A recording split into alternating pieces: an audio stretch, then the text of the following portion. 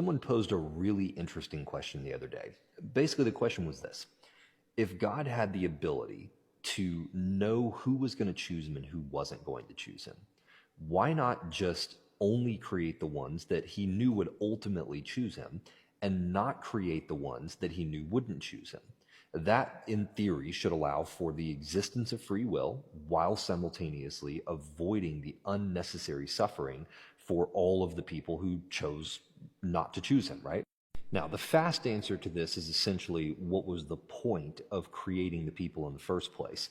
The point was God wanted us to know that we had a choice, because if we are going to have a relationship based in trust with God, which is what he wanted a relationship of love. The foundation of love is trust. If we're ever going to have a relationship based on trust with God, we have to know that we had a choice. And the only way that we will ever know if we had a choice is if we see other people who chose something different. If you take that away, then there's no way for us to ever actually know that we had a choice. And that breaks the entire premise of why God created us, which was to have a relationship based in love. That requires trust, and trust requires our knowledge that we had a choice. And to have that knowledge, you have to have evidence, and that evidence is those who chose something different. But I want to set that aside for a minute, because there's actually something, I think, more interesting in this question that I want to address. Let's just focus on the premise of creating a being that you know might not choose you and ultimately have to suffer as a result of it, right? Like, let's just look at that concept by itself. Now, the argument here is that anybody who would do that, a God who would do that, is a monster, because that's awful. You're basically condemning, millions and millions of people to suffer unnecessarily, because you could have easily prevented it by just never creating them in the first place. And so I put some thought into it, and I realized something. If you take that logic and you apply it to humanity, right, just at a human level, that would mean that every single person who has ever had a child is a monster. Because if you have kids, you're bringing someone into the world who may or may not choose you, who is absolutely going to face death. Every single human being born will face death. And so when you choose to have a child, you are choosing to have a person who didn't ask to be here, and then condemning them to death by the very act of having them. Now, this is where the people who choose not to have kids can make the argument, well, that's why we chose not to have kids, because we don't want to perpetuate the suffering. The problem with that is that by choosing not to have kids, you're effectively saying that life is not worth suffering. And if there is suffering, then the life shouldn't exist.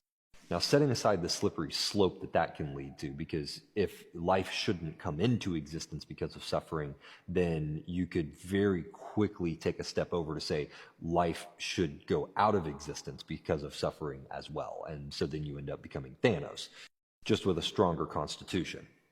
But I think there's actually a simpler argument against that whole idea anyway, because if you go to pretty much any human being, regardless of the amount of suffering that they're experiencing in their life, the vast majority of those humans would say that they would rather live. I mean, if in real honestly, you're giving them the real option outside of a handful of edge cases where somebody has a physical ailment that is just at the highest level of extreme in pain, right? The vast majority of people are going to say, I would rather live.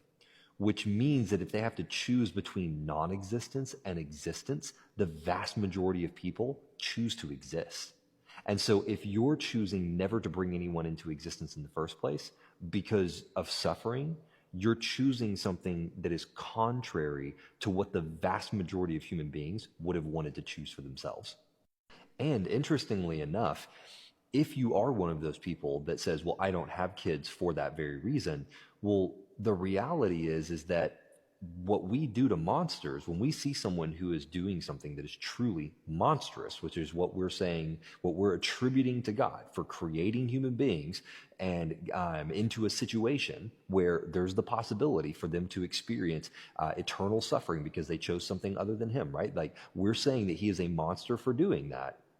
And we said Hitler was a monster, and we said Mussolini was a monster, and those were people that we took out because they were doing a monstrous act. And if you're a person who's choosing not to have kids as a result of that belief system, then that means that any human being who is continuing to have kids, you should treat them in the same way that you would treat Hitler or Mussolini or anybody else. That would be the most rational approach based on that logic. Now, let's say we took the idea of God just creating all human beings that were going to choose him and not creating the ones that didn't choose him. So let's use that angle.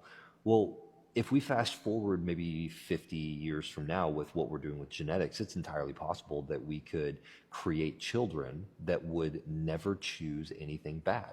They would only choose us as their parents. They would always choose whatever the best thing is that could happen in society. They would never choose to do, criminal activities, right? Like we could potentially program people's DNA to be able to do that. And I guarantee you those very same people who are accusing God of being a monster would absolutely accuse any parent who does that to their child of being a monster. They would accuse them of using children to create genetically engineered servants. And you see, I think God set it up that way on purpose. He literally set us up because what it does is it puts us into a quandary where we have to wrestle with the concept of the idea of suffering is awful, but at the same time, is it more awful than the idea of non-existence? Is condemning the entire human race to never exist at all? Would it be better for all of the life that's happened, the interactions with people, the relationships that we've had, relationships with our kids, relationships with our parents, relationships with friends, are all of those things of so little value that suffering is a reason that we should put those things out of existence, or they should just never exist at all? And regardless of how people want to try and intellectualize the thing, when you actually look at their actions, they are A, choosing to stay alive, B, choosing not to take people out that are having kids, or C, they're having kids themselves. By their actions, they are demonstrating that they agree with God that creating life was worth it.